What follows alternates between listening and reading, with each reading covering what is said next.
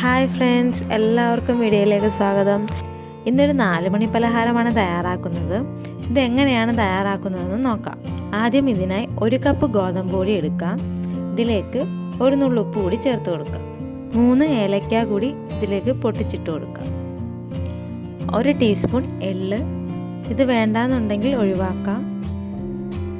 ഇനി ഇതെല്ലാം കൂടി നല്ലതുപോലെ ഒന്ന് മിക്സ് ചെയ്യാം. ഇനി മധുരത്തിനായി ശർക്കര പാനിയോ അല്ലെങ്കിൽ പഞ്ചസാരയോ ചേർക്കാം. ഞാനിവിടെ പഞ്ചസാരയാണ് ചേർക്കുന്നത്.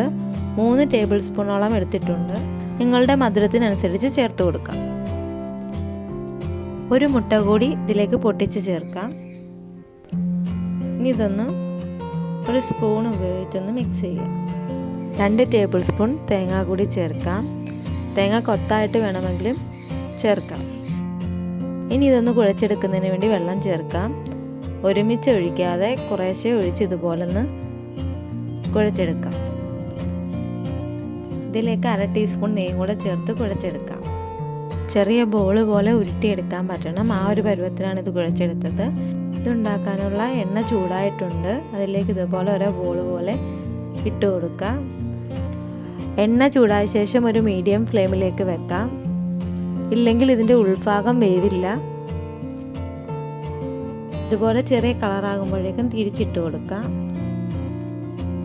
ഇതിപ്പോൾ നല്ലതുപോലെ വെന്ത് വന്നിട്ടുണ്ട്. ഇത് നമുക്കിനി കോരി മാറ്റാം.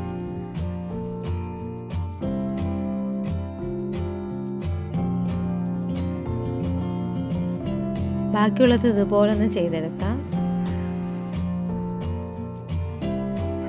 അങ്ങനെ ഗോതമ്പ് പൊടി വെച്ചിട്ടുള്ളൊരു അടിപൊളി 4 മണി പലഹാരം റെഡി ആയിട്ടുണ്ട്. ഇതിൻ്റെ ഉൾഭാഗം നല്ല സോഫ്റ്റാണ്. എല്ലാവരും ഇതൊന്ന് ട്രൈ ചെയ്ത് നോക്കണം. വീഡിയോ ഇഷ്ടമായെങ്കിൽ ലൈക്ക് ചെയ്യാനും കമൻറ്റ് ചെയ്യാനും മറക്കരുത്. അതുപോലെ തന്നെ സബ്സ്ക്രൈബ് ചെയ്യാത്തവരുണ്ടെങ്കിൽ സബ്സ്ക്രൈബ് ചെയ്ത് കൂടി ഒന്ന് സപ്പോർട്ട് ചെയ്തേക്കണേ. ഇതുപോലെ മറ്റൊരു റെസിപ്പിയുമായി വീണ്ടും കാണാം. Thanks for watching.